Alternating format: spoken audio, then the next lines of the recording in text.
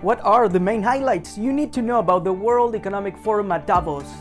Welcome to Race for the Empire, because let's be frank, state and non-state actors, everybody somehow wants to rule the world. The real one or the cyber one. This is a brief insight. The last days of January, leaders from the world gather at Davos for the World Economic Forum.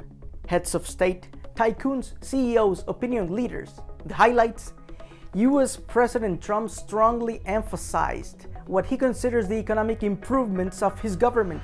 He insisted in positioning America first and suggested other presidents to do the same with their own countries.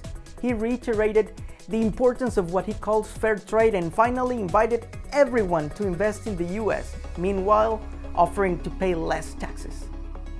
Germany's Chancellor Angela Merkel, she started by accepting the internal political struggle Germany is facing, but then mainly focused on the European Union challenges, for example, the Euro crisis and immigration. Something she said that definitely caught my attention was that Europe problems can be solved by cooperation with giants as China and India. She also insisted in creating a common European foreign policy.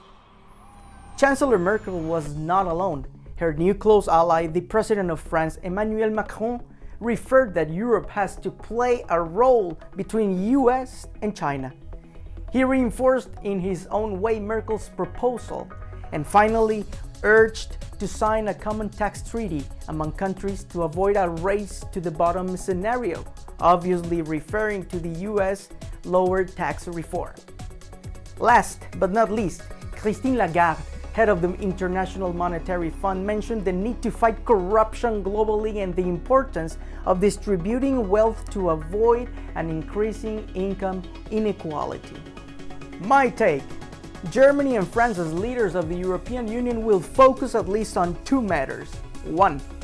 Increasing economic relations with China, India and other countries, and 2. Establishing a European foreign policy institution. Both efforts are aimed to improve the European Union influence as a world power, along with being more coordinated to offset US policies, for example, on taxes, climate change, or migration. Even though this year President Xi Jinping from China did not attend the World Economic Forum, China continues to be at the top of mind of several leaders as an option for business and growth.